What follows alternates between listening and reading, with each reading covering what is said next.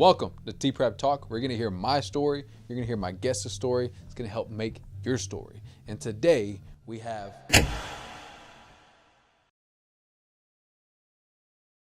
We got a different setup here. We are in KO Boxing Denton. I don't know if you can see it behind us. Can you see it? Yeah. All right. So we are at KO Boxing. I'm here with Omar, the head coach and owner of KO Boxing. And welcome to T-Prep Talk. I'm your host, Barbell Honcho. And I want to challenge you to think innovatively, creative, and adaptive because you're going to hear my guest's story, you're going to hear my story, and I hope it helps make your story because we can all learn from each other. So right back to what I said. We got Omar here. If you want to introduce yourself, Omar. Hi, my name is Omar. I come out of Denton. I've been over here for 34 years. It's funny that my age is 34 and I had 34 amateur fights and 4 losses. But Yeah. you know, everything's beautiful, man. I love Denton. It's been great. But over here to set up foundation for bringing out the first professional fighters that are actually legitimately good. So Yeah. Yeah, man. We're working this morning together, and he had one fighter in here that was saying like he's ready. He wants to go to the Olympics. What he said, he got a lot of families to retire. And that's the kind of fighters that I believe Omar wants here. The people that are hungry, they want to take it serious. Am I right? Yes, sir. Man, I want nothing but the best. I want the people that come over here and like at 5 in the morning saying, "Hey, I wanna run 5 miles. I wanna come over here and give like my best everything." You know, it's just you can see it in them. You can see it in them. Like, Yeah. you know, you can see that fire in them, and those are the people that give me more passion to do what I got to do. So. Yeah, you can see who cares, man. Who really wants it, just by their actions. Yes, sir. You know, you probably have a lot of people walking here, and you know they say they want to be the best fighter and stuff, but is that discipline there? And what'd you say? The discipline makes a better man, right? What was it? Two, yeah. Discipline does make a better man. And to me, it's just like one of them things that, like, you know, if you want to be the best, and if just everything like sinks into just one thing, like, you gotta keep yourself into that state of mind of saying, "Hey, I'm gonna be disciplined," and waking up at 5 in the morning, eating right, get the ball rolling, just doing everything to where it's like rolling and rolling, and it's going everything good. You gotta change your mindset and everything. It's like if that goes into fighting. You know, you come in here and you see like, hey man, there's a lot of people that walk into this gym saying that, man, I'm gonna do this and I'm gonna do that, but it's just like you can see it right off the bat. You can see when people got that fire in them, they're actually willing to take the step and actually do it. Because a lot of people that come, they talk. It's all talk, but at the same time, whenever you see that fire in them, man, this is one of those things. Shout out to my boy Nashawn, Gabriel, Nate, Mark, good fighters, Lalo too. But all them kids, man, they got me trying to start fighting again. Mm-hmm. So. Yeah, you said that, man. You're on the journey to get back into it. Yes, sir. You said 34 wins and 4 losses. Mm-hmm. And each, you know, I like to say that you learn from your losses. It's not really an L. It's a lesson. Yes, sir. So each fight that didn't go your way, you think that, you know, there was something that you got out of it. Yeah, and I remember all my losses, man. I remember all of them. It burned so bad, it hurt. But it's one of those things that I'm thankful for too. My second fight was my loss. I guess some guy called Christopher Atkins or Mark Christopher, I think that was his name. This is my second fight, man. I was 15 years old. I fought a... you're just starting. Yeah, I was a 28-year-old guy against a 15-year-old, and it's just he put the beating on my lifetime. I came out there, pretty boy, came out there looking bad, man. He gave me like a surgical fix without No way, man. Yeah, man, my face was swollen, but... I was thinking about it, man. I'm like, man, this is where I throw in the towel. I don't think I could do this, man, because it was a scary guy, man. He was like 6'4", just big dude. Why was he? It wasn't your weight class, was it? Yeah, it was my weight class. That's the crazy thing about 6'4". weight classes, man. Hey, if you're 6'4", 130 pounds, 160 pounds, you're that weight class, you know? Oh, that reach. That reach must have been crazy. But after that, man, I just got that thing where it's just like I'm not scared to fight no more, man. I went in there, I'm like, this is the worst that can happen. It wasn't the worst because my last fight was in 2015 and I got knocked out. That was pretty bad, but you know it wasn't that bad. It helped me learn too because I wasn't too disciplined. You know what I mean? Your training camp, you were like, I could have done more. I could have practiced this more. I was at that state of mind where I'm like, man, if I'm not in shape, that means that they barely got a chance with me. That's how my mindset was. But I got a reality call, like reality check. So. Yeah, I see that with these big fighters. You know, when they get the huge payday and then they are like at the top of the game, their discipline isn't as good as it was when they were hungry. Yeah. And so you're going to see a lot of hungry guys coming in and out of here. What would you say makes a a good fighter, like their routine? First off, the good fighter would have to be a person that always disciplined. You know, the discipline comes way like with everything. You know, starting a routine and having a good coach that can mentor you and say, hey, this is the times that I need you to get up. Make it a habit of waking up around this time. Go run at this time. Get a routine out of what time you eat, what you're gonna eat, and all that stuff. Get them knowledgeable about what they need to be doing, and then from there they got to take off with it. As far as like being a good fighter, they have to come in here religiously and just train every day. You know, hey, from the focus of can I just come in here and just do a jab for the whole day that I come here and train, which is like an hour of exercise. You come in here, you hit the jab throughout the whole round. Can you do that? Do you have the discipline to say, hey, I can mix the jab with like different head movements, different steps and everything? It's like that kind of discipline, having the consistency of a fighter, it goes a long way. But at the same time, it's like also having the IQ. Like if someone goes in there, how well are you willing to listen to the things? Because when you're in there, you're in the line of fire and you really can't think. You're just going off of instinct, you know.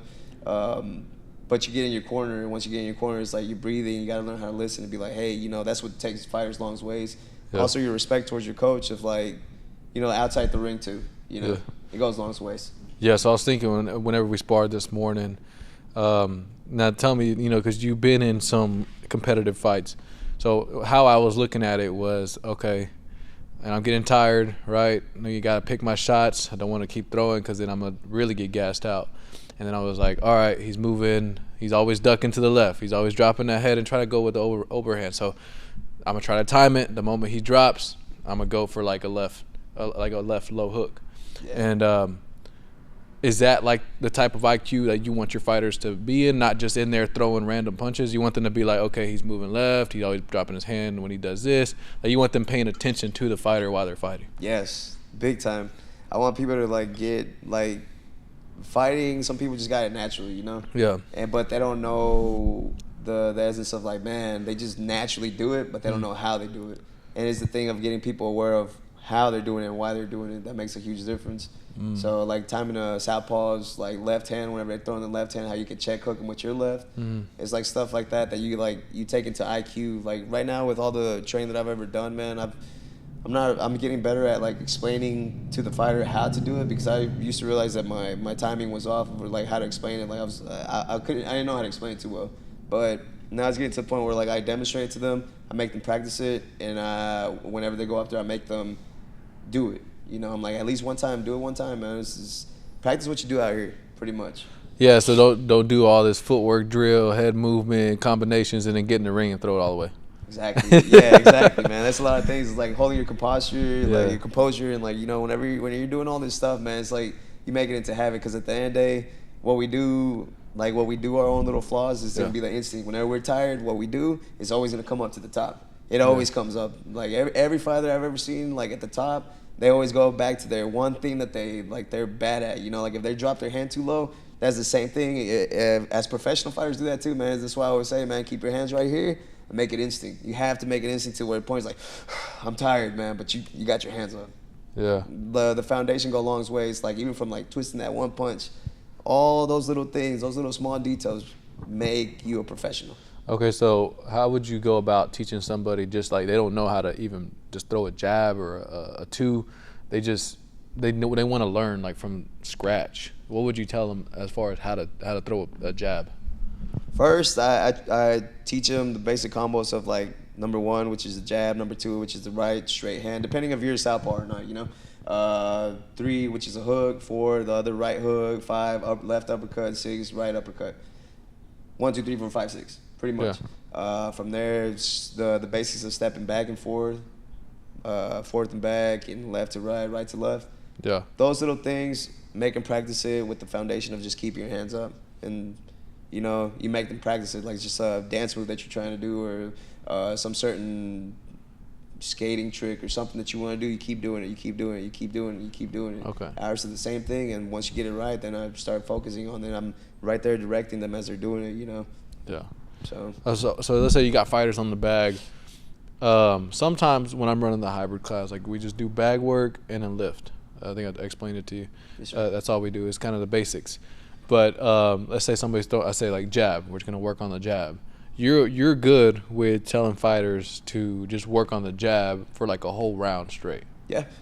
Once I start seeing them that they're doing the same repetitive thing, that's where I come and direct them. It's just like, hey, I stand right beside them, and I'm like, hey, man, what are you doing? You're keeping the same consistency. Like, where you really going to be doing that with the fighter is like you got to throw different variations. Like, boom, boom, boom, 3 hits, 1, 2, 1, 2, 1, 1, 1, 1, 1. Like, the speed and everything. Like, guide them through the same thing as they're doing their jabs. And then once they start taking off on their own, let them do it. But that's my job right there. Like, throughout the whole gym as I'm training fighters, as I'm up there coaching, I'm looking around, I'm looking at all the fighters of how their foundation is. If I have to stop what I'm doing, I'll go on to them. And so what you're saying is you're throwing that jab and you're constantly just throwing the same jab. You're telling them to, like, move your head, low jab, double jab, mid jab, or one I see McGregor do a lot, but I think because he's left hand. Yeah. He comes at an angle and then comes upward. Yeah. What would you call that? Or is that just his signature thing? No, it's okay. So that's another thing that in this gym I take pride in that. I'll say I take pride in that. Not pride, but it's like one of those things that I actually take, like, pride, I guess. Just the different variations of styles, man. It's like, I mean, we're over here boxing, but everybody just keeps it as like just learn your foundation of the 1, 2 and how to do your steps. But after you know your foundation, then add your flavor to it. Mm-hmm. Like, as in, like, you can step this way, you can move. Everybody thinks that it's always about stepping 2 and 2 and 2 and 2. Man, you can just walk while you're fighting. Yeah. So as you're setting up a fight, as you're throwing the variations of jab, again with the jab, you're coming straight, right? You're twisting, and then you start focusing in more on that. So then you start going under, and then you realize that you can come back and you can throw this way. It's a mixture of kung fu. I mix boxing, my style of boxing, with Jeet Kune Do, to be honest, because I can fight square, which is like being on my 2 feet, which is learning how to throw a jab like this and then throw it like that at the same time. So I try to put that in the foundation of this. Because I like to go everywhere and, like, get different ideas of different styles, right? There was this one coach that said, the punch. So you have a guard right here, and you throw that jab, not to throw it straight, throw it like horizontally to get in between that guard. Yeah. You agree with that? Yeah, that's perfect. But then that's where the mixtures of styles come in, and that's where you say, hey, okay, sir, you can go that, but you can also go, once you go in straight through the guard, you can also go like this, grab his glove, pull it down, hit with the same hand. Oh, that'd be crazy. And I do that. That's what I'm saying. It's one of those things where it's like, I mean, you don't have to be doing boxing to box. It's like, I mean, it's one of those things that I base my boxing in kung fu. Just you come from right there. You come right there, have you throw right there, even from hitting the body to hitting it curving.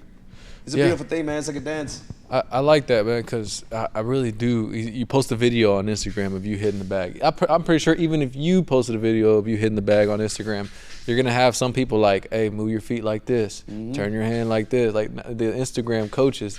And it's like you're just learning, you're just kind of teaching one way, but there's many ways of doing it. Yeah. So, I mean, that's what I like about your coaching, is that you're like, all right, add your flavor after you just get that foundation done, which is how to punch and how to step.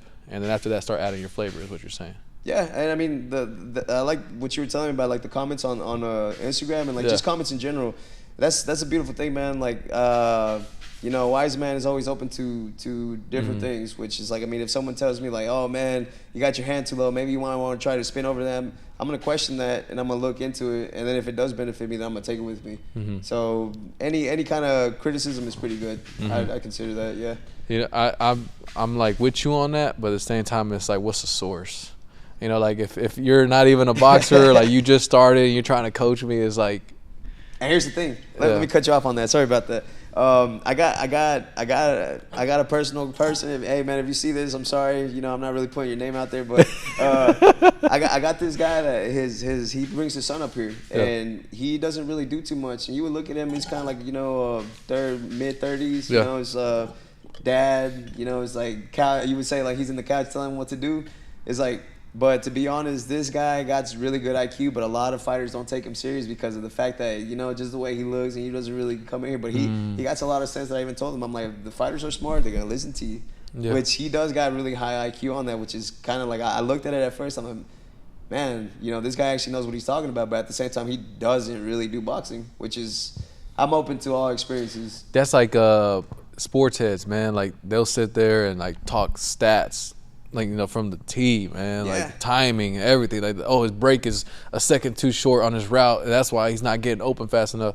And they haven't played a lick of football in their life. Yep. Like, but they know this Yeah, stuff. and it's exactly the same thing, man, which is crazy, man. It's crazy. You know, you would figure if, like, they're the ones who went in there and did it, they would probably be really good, but, you know, they're just too lazy. So Yeah, and it goes with what you said from the beginning, that some people have that natural skill, instincts to be good at a certain sport, and they don't really know how, they just do it. yeah.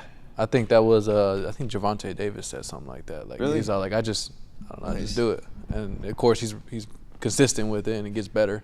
And he's working with one of the best up there. I mean, with Mayweather. Well, what do you think about Mayweather? Who do you think is the best boxer? Because Mayweather likes to say he's the best of all time. Out of the best of all time, I don't think there's a best of all time. I think there's best of, I guess, era or generations. Okay. Right now, I would say Canelo is the best.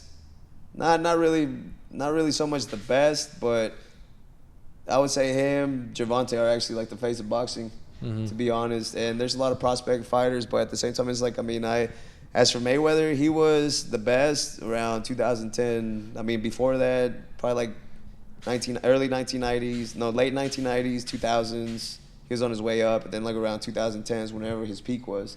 But as him, the best ever? No, he wasn't the best ever. He was one of the best. Yes, he was one of the best, up there with Leonard, Duran, Canelo.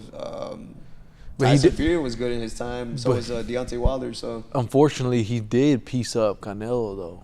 he did piece him up, and Yeah. that's what I'm saying, man. It's like, I mean, that does give him time to say, like, you know, he was the best ever. He was, because I mean, us as fighters, we always reach our peak, Yeah. and then we have to make room for the new guy. Yeah, because Canelo was, I would say he was in his peak at that time. He was like undefeated. He was on a good momentum. Yeah. And then Mayweather just kind of stopped it in his tracks right there. Do you think he set that up to he fought Canelo too early, or do you think it just showed the difference in skill? It showed the difference in skill and maturity. To be honest, Mayweather at his time, he was good, Yeah. and he was already mature, as in like all the years of fighting. He knows his style, he knows how to block, and he knows how to do all the extra stuff that made Canelo look bad. And as far as people saying that, like, you know, Canelo he wasn't at his peak, he was at his peak age-wise.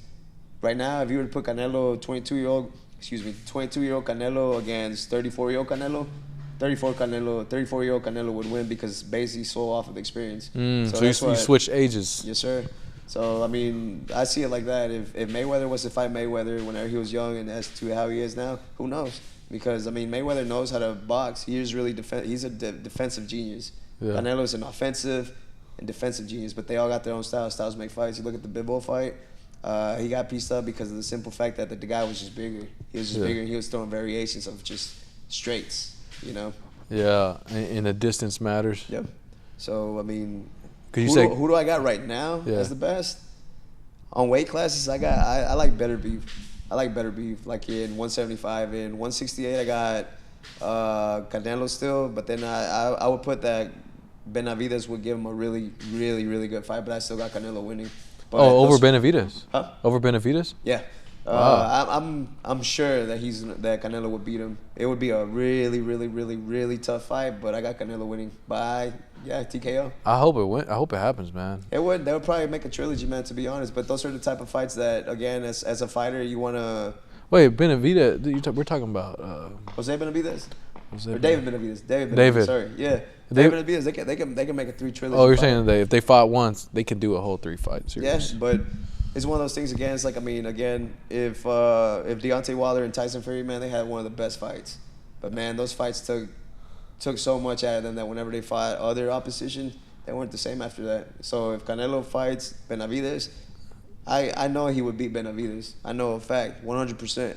But it's one of those things that, like, if he fights him, it's gonna take a lot out of him as a fighter, because, dude, whenever you're up there, man, that you have to dig, that you man, he's hitting me, man. I don't know how I'm gonna make it out of this round, but you know what? I'm gonna hit him a little bit back, and you have that constant opposition and just failures and coming back and forth and knowing that you're gonna win. You just picture that war for 12 rounds, you know, and then you have to do it again, and then you have to do it again. It takes something out of you, man, and your mental. Yeah. So Yeah, I can see that. I mean, even in the UFC space, it took a lot out of McGregor. Yeah. Doing Khabib, like these big fights.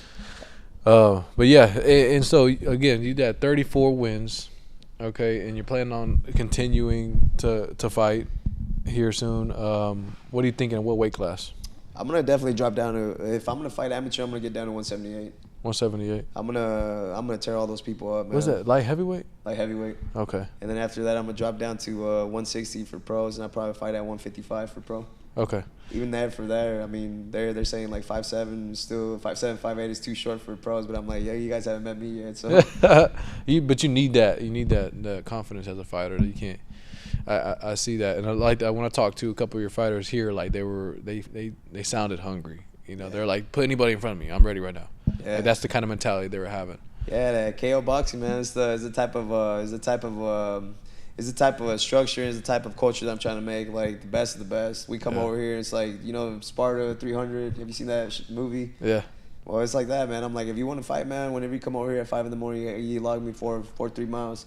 Log me for 3 miles. You come in here, you give me 8 rounds. If you think you're ready to fight, go in there 8 rounds with different people, and I want you to go in there and like throw combinations and look good. Oh, okay, yeah, combinations.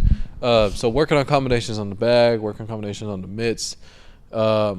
Whenever, again, I'm talking about, because when we were here earlier, when we got, you know, there was very little distance between us. Is that where your muscle memory of combinations comes in handy? Where you can't really see where he's at. You know he's right here. You step back and throw combinations. Are you throwing combinations that you have in muscle memory, that you've been practicing repetitively, or are you just saying just get out of that hole and get some distance? It depends. You know, it depends. If a certain fighter does it naturally and he's really good at fighting on the inside, I always say, like, draw a little square, and then from there just throw, make your hits come in through the middle of that little square. Don't go outside the square, and just imagine that, right? As the person's going down, we're obviously going to throw like tighter punches. So like lock in, like laser focus, like you ever play Call of Duty? Yeah. And you hold down the button to like hold his breath? Yeah. So when they're up close like that, you get in that zone and just throw tight punches. So you're not like wailing up close and you're doing that. You hold your breath too, man. Some people hold their breath. I like to hold my breath and just sit down on it and then just throw a combination of like 3-4 explosive hits and then just back in my circle and then breathe, you know? Yeah. So it also depends on the fighter too, man, because there's some people that just do it naturally. Again, like if a top fighter was to get in there and know how to fight on the inside, that's dangerous. If you got a short fighter that can fight on the outside, that's even dangerous too, and on the inside. That's Davis, right? Javante in the inside. I seen that because the knockouts he gets is usually a counter, like on the inside. His timing, man. His timing is awesome, and it's just like, I mean, just the basic foundations. A lot of people like tend to miss out on, like, oh, hey, you know, like a little second, a millisecond of you going like this makes a huge difference. And you just got knocked out. Yeah. The last guy that he fought, man, he did the same thing. He got rocked, and then he went like this. It's just overhand. Done. So. Yeah, man, and gas take matters. Yes, it's a different type of endurance. You guys out there trying to get into boxing, and you're good at weightlifting because, you know, that's what I do. I exercise and weightlift, and I do like a mile a day. You know, I get my cardio in to burn some calories.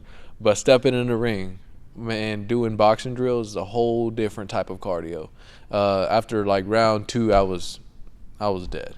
And I run consistently, I lift consistently, I eat healthy, but it's like a different type of endurance that you have to train.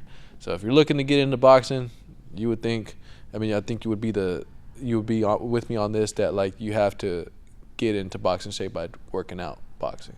Yeah. At the same time, man, shout out to T-Prep. You know, I was doing some deadlifts right now. I just realized how much my leg strength is so weak, man.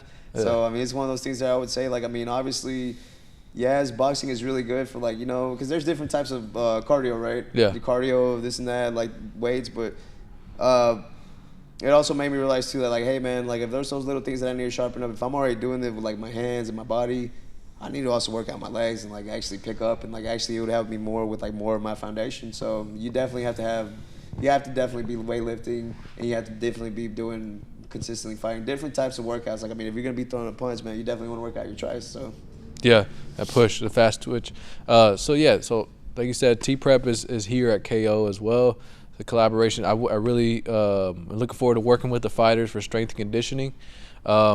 because my philosophy with lifting is, strength and muscle growth for the upper body, but the legs, you don't want to train them like a bodybuilder. You want to train them like a power lifter. You want to train them athletically. So I think you want to train power, plyometrics, isolations, just a full athletic movements to the legs, build muscle there, build strength there in that field, and then upper body, of course, just lift heavy, isolation, so you get to look good with it. But it's all about programming. So fighters, a lot of functional lifting. Don't do too many bicep curls or tricep extensions. You don't really need much of those. If you're going to work out your triceps or biceps and you are a fighter, make sure you're doing a compound movement and just keep it explosive. But yeah, is there anything else that you want to say to the... No, man. Honestly, man, it's crazy. It's wild. I felt like everything just did naturally. I don't know. Yeah, we hit a lot of topics here. I guess before we get out of here, what made you want to get into boxing?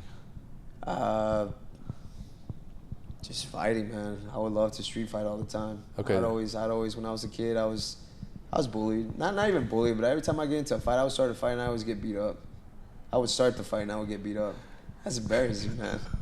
I go over there, trust me, man. I know. I was like, man, how am I gonna jump someone and get beat up?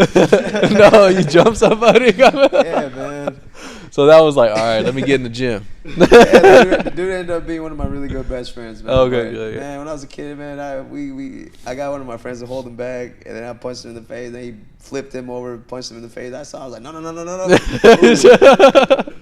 I was 25 years old. Oh, really? That's a grown man. Last year. I was in first grade, so I was just playing on that.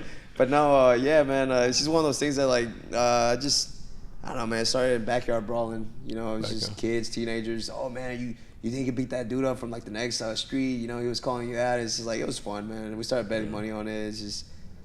Started just street fighting with gloves, and then I started finding that I was a chubby 260-pound, 4'11" kid, man. So I was surprised that I was fast. So I started going into Martin Luther King Center. Shout out to Joe Jimenez and shout out to Ignacio Godino. Nacho. Both of them, they both started me, man. There are other people that have boxing gyms in Denton, so shout out to them too for keeping the boxing alive. They taught me when I was a kid. I ended up going to Dallas and coming back over here in Denton. I just realized, I'm like, man, I really want to start something. I really want to start something in Denton. I was just training people out of gyms, and then I guess one of my people's reached out to me, and we got this whole thing started, man. Yeah. We're still in the early stages, but a lot of growth has happened. Mm-hmm. And I'm looking forward to the growth. Yes, sir. And this is the first podcast that we actually have our pre-workout done. So we're sponsored by T-Prep Supplements. Yes, sir. This is literally me. But anyways, yeah, I pay myself. But yeah, thank you, Omar, for getting on the podcast. And you guys will be seeing a lot more videos of us together, working together, and there's going to be a lot of good fighters coming out of here. Is there anything you want to say? Shout out to the utmost, most high, glorify to God, got to do it first. Yes, we are Christian-based people, and if anybody has a problem with it, man, hey, love God first. Come fight me. Yeah. Goodbye. Later, man. Hey, let's go.